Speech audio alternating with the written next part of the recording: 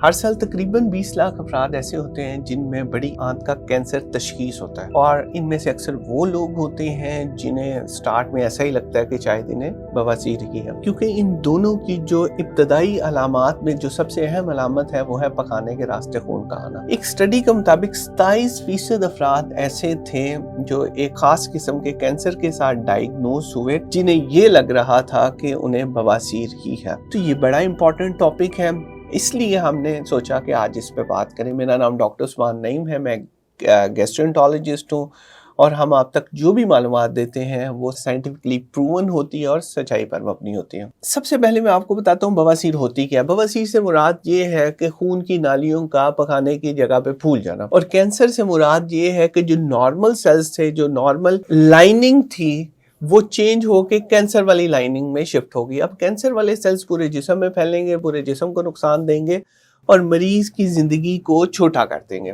تو اس لیے بڑی اہم بات یہ ہے کہ ہم شروع میں ہی یہ ڈیفرینشیٹ کر لیں کہ یہ بواسیر ہے یا کینسر ہے۔ بواسیر کی علامات اور ہیں، کینسر کی علامات اور ہیں۔ 5 ایسے طریقے میں آپ کو بتاؤں گا جس سے آپ فرق کر سکتے ہیں کہ یہ بواسیر ہے یا کینسر ہے۔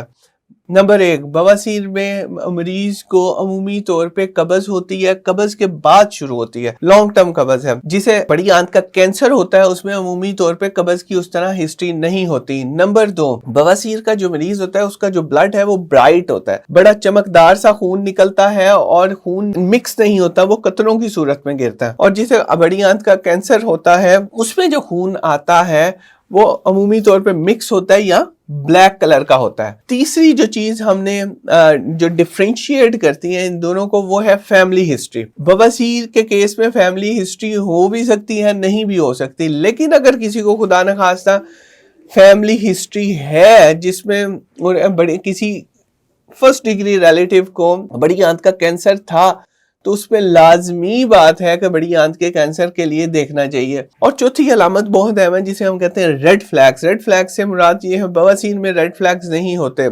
جو علامات کینسر کے پیشنٹس میں ہو سکتی ہیں وہ ہے بھوک کی کمی، کمزوری، وزن کا کم ہونا، یا سم ٹائمز آنکھوں کا پیلا ہونا بھی ہو سکتا ہے۔ اس کے علاوہ ایک آخری علامت جو عمومی طور پہ دیکھی جاتی ہے کولوریکٹل کارسینوما یا بڑی آنت کے کینسر کے مریضوں میں، وہ یہ ہے کہ ان کی ہیبٹ چینج ہو جاتی ہے۔ سٹول کبھی قبض والا آ رہا ہے، کبھی بغیر قبض کے آ رہا ہے، کبھی موشن آ رہے ہیں، کبھی پیٹ میں درد ہو رہی ہے، تو اس طرح کی علامات شروع ہو رہی ہیں۔ بواسیر میں عمومی طور پہ ایسا نہیں ہوتا۔ تو یہ 5 ایسی چیزیں ہیں جن کی بیس پہ ہم ڈیسائیڈ کر سکتے ہیں کہ مریض کو کینسر یا بواسیر میں سے کیا ہو سکتا ہے۔ اس چیز کی بیس پہ ہم نے آگے ٹیسٹ کروانے ہیں یا نہیں کروانے وہ ہم ڈیسیژن لیتے ہیں، اور 3 ٹیسٹ ایسے ہیں جو کنفرم کر دیں گے کہ یہ بواسیر ہے یا کینسر ہے۔ سب سے پہلے سٹول کا ٹیسٹ کروایا جاتا ہے کہ اس میں خون آ رہا ہے نہیں آ رہا۔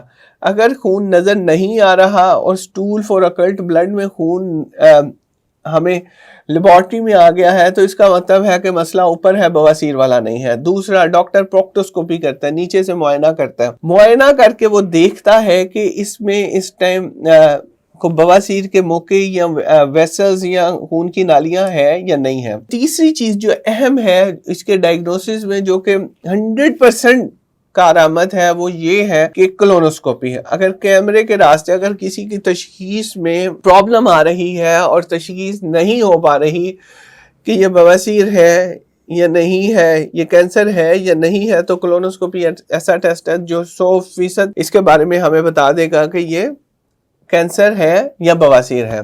اب بواسیر ہے یا کینسر ہے یہ پتہ چل گیا، اب اس کا علاج کیا کریں گے؟ جیسا کہ ہم نے ڈسکس کیا کہ بواسیر کی 4 سٹیجز ہوتی ہیں، 1 2 3 4۔ 3 طریقے ایسے ہیں جن سے ہمیں 100% پتہ چل جائے گا کہ یہ بواسیر ہے یا کینسر ہے، جس میں ایک سٹول کا ٹیسٹ ہے، ایک پروکٹوسکوپی ہے، کولونوسکوپی ہے۔ اب 3 ہی علاج بواسیر کے ایسے ہیں جو ہم اگر کریں تو 100% اس کا علاج ہو جائے گا۔ 1 2 3۔ نمبر 1 ہے دوائیاں۔ بہت سی دوائیاں ایسی ہیں جو انیشیل سٹیجز میں بواسیر کو صحیح کر دیتی ہیں، 70-80% مریض دوائیوں سے صحیح ہو جاتے ہیں۔ اگر مریض صحیح نہیں ہوتا دوائیوں سے تو ہم اینڈوسکوپیکلی بینڈز لگا دیتے ہیں، بڑا ایک بے ضرر سا طریقہ ہے، مریض بے ہوش بھی نہیں ہوتا، درد بھی نہیں ہوتی، بینڈز لگا دیتے ہیں، مریض کی جان چھوٹ جاتی ہے۔ اگر سٹیج بڑھ گئی ہے اور تیسری چوتھی سٹیج ہے اور مریض ٹھیک نہیں ہو رہا تو پھر ہمیں سرجری کروا کے اسے صحیح کرنا پڑتا ہے. اور یہ بڑی ایک منیمل انویسو سرجری ہے, آسان سی سرجری ہوتی ہے, اس میں کوئی بہت زیادہ سائڈ افیکٹ نہیں ہے, چانسز نہیں ہیں. دوسری طرف اگر خدا نخواستہ کولوریکٹل کارسینوما ہو گیا, بڑی آنت کا کینسر ہو گیا, بڑی آنت میں جب کینسر ہے وہ پھیل گیا ہے, تو پھر بھی آپ نے پریشان نہیں ہونا. پہلے اس کی سٹیجنگ کروانی ہے, سٹیجنگ کروانے کے بعد ہمیں پتہ چل جاتا ہے جب کہ کینسر کہاں کا ہے, اس کے لحاظ سے اس کی بھی ٹریٹمنٹ ہے. ٹریٹمنٹس میں ہمیں میڈیسنز بھی ہیں, ہمیں سرجری بھی ہے, اس کے علاوہ کیمو تھراپی, ریڈیو تھراپی.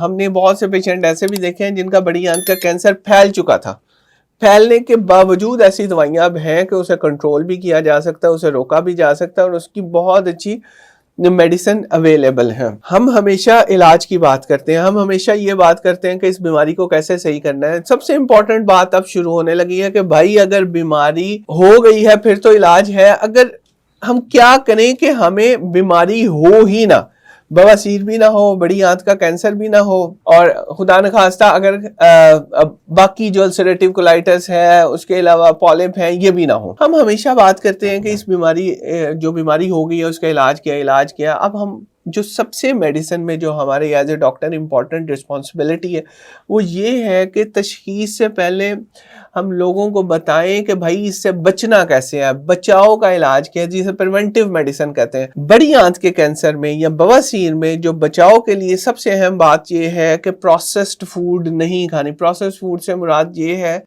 کہ وہ والی چیزیں جو پری پیکڈ ہیں, جن میں کیمیکل ملے ہیں, وہ نہیں کھانے. نمبر 2, فائبر زیادہ سے زیادہ کھانے ہیں, فروٹ ہیں, سبزیاں ہیں, پھل ہیں. نمبر 3, ایکسرسائز کرنی ہے. ایکسرسائز ڈیٹا بتاتا ہے کہ بڑی آنت کے کینسر سے بچاتا ہے. نمبر 4, آپ نے ہارمفل کیمیکل جیسے سگریٹ ہے, جیسے حقہ ہے, جیسے الکوہل ہے, وہ استعمال نہیں کرنی ہے. اور اگر خدا نخواستہ فیملی میں کسی کو کینسر ڈائگنوز ہوا ہے تو باقی فیملی ممبرز کو جس ایج پہ اسے ڈائگنوز ہوا ہے اس سے 10 سال پہلے کولونوسکوپی کرنی چاہیے, کیونکہ اگر پالپ بن رہے ہیں, پالپ کو نکال دیا جائے تو یہ 100% علاج ہے کینسر کا. تو اگر ان باتوں پہ عمل کر لیں گے تو بہت زیادہ 90% تک چانس یہ ہے کہ کینسر بڑی آنت کا نہیں بنے گا. تو یہ تھی آج کی ویڈیو. اگر اس میں آپ کو کوئی معلومات بہتر لگے تو آپ دوسروں تک شیئر کریں, یہ ایک صدقہ جاریہ بھی ہوگا اور ویسے بھی ہمارا چینل بھی پروموٹ ہوگا. تو اس میں آپ کو لگتا ہے کوئی کنٹراورسی ہے, کوئی بات ایسی ہے جو آپ کو لگ رہا ہے ایسا نہیں ایسا ہے, تو ہم سے ڈیٹا مانگیں, ہم آپ کو ڈیٹا دیں گے کہ یہ اس طرح حقائق یہ ہیں. اور اس میں کوئی ٹاپک ایسا ہے جو آپ چاہ رہے ہیں کہ آپ سے ڈسکس کیا جائے تو وہ بھی ضرور بتائیں. بہت شکریہ.